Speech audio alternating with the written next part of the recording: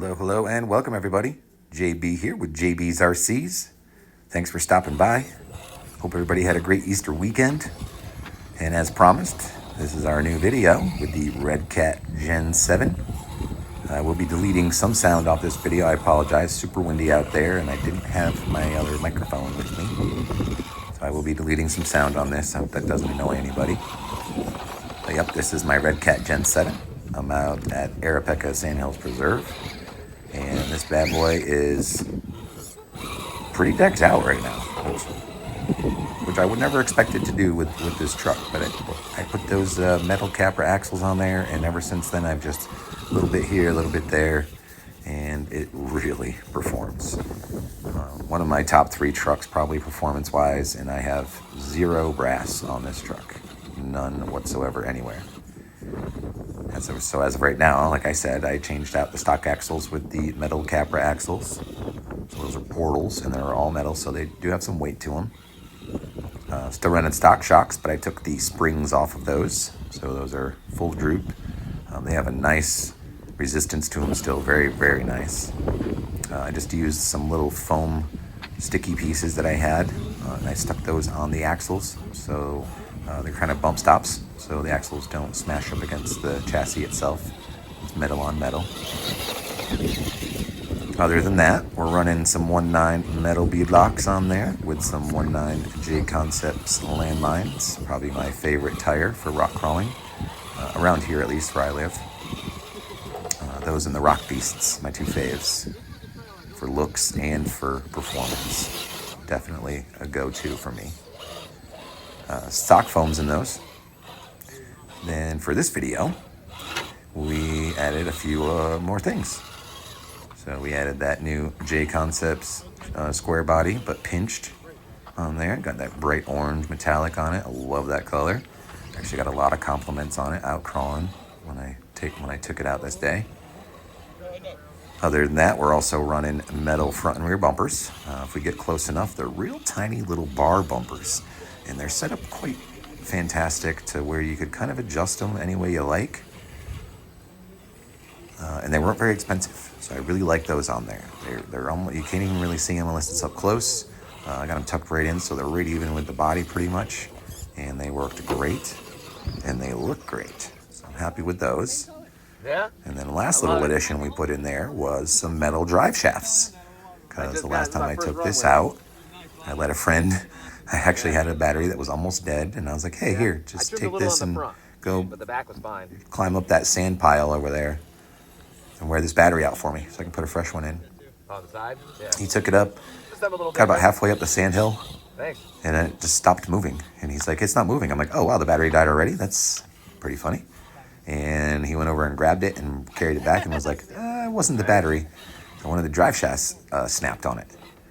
And the little piece that was left on the transfer case, the little knuckle, the pivot point, was still attached and had pinched up between the transfer case and the spur gear and had bent the plastic spur gear all the way out and was just jammed up in there hard.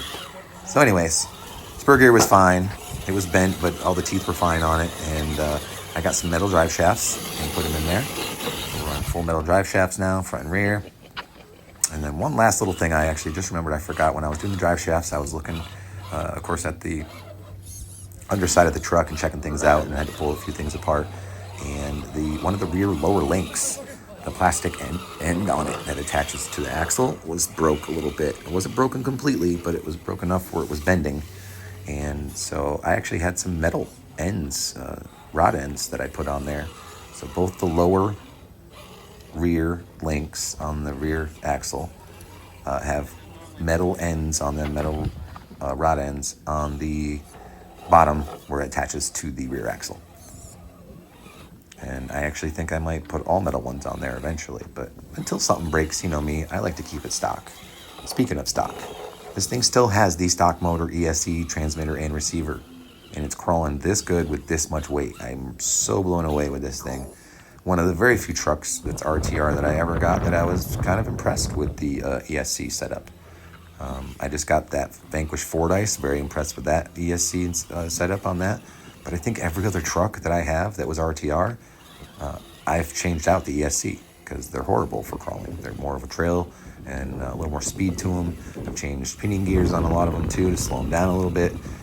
Even with the ESC change, some of them are still a little jumpy, or the motors and the ESCs get hot because they're too high geared and I'm trying to get through little pinch spots. So yeah, very impressed with this. It does have a 25 kg cheapy Amazon Metal Gear Servo that I ran for years on this thing. Still works great and has plenty of power. Now again, that could be because the ESC is probably only putting out 5 or 6 volts for the BEC for that. So a little cheaper servo that can use less power and still give you some juice.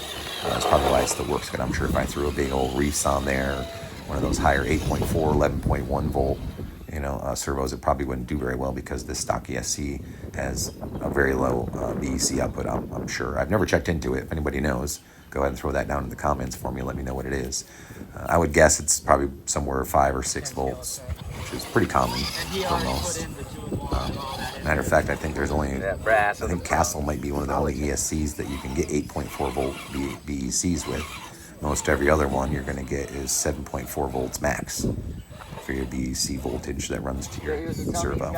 That's why a lot of guys with those higher voltage servos run BECs, which is a whole separate line, either with a separate battery or a dual plug on the battery they're using, and then they just run the ESC off of one plug, and then that servo is run off its own plug power-wise. So if you guys aren't familiar with BECs, pretty cool. I have one right now. I've never gotten into it. Most of my trucks are light enough. I don't have a lot of brass or metal on most of my trucks, so I'm not really worried about that.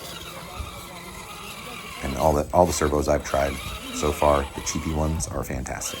I've had no issues with any of them. Knock on wood. But yeah, I hope you guys enjoy the video. I love this truck. A lot of work into it, a lot of tuning. Of course, I stretched the wheelbase a little bit. When I put those Capra axles on, I had to change the links, but this chassis came with all sorts of different mounting positions for them, which was nice. While I was in there changing the drive shafts, the transfer cases got some loose bearings in it. I'll probably be getting another one of those soon, and probably a metal spur at the same time. I'm doing some gearing on it. But really great truck, highly recommended. And a lot of tunability to these, and a lot of aftermarket parts too for them. So again, thanks for watching, you guys. Go ahead, like, comment, subscribe, and smash that notification button if you haven't already. If you have, thank you so much. Really appreciate any and all support that's out there. Just a small channel and not here to turn this into a job or anything, but a lot of fun. I appreciate it. So get out there and have some fun.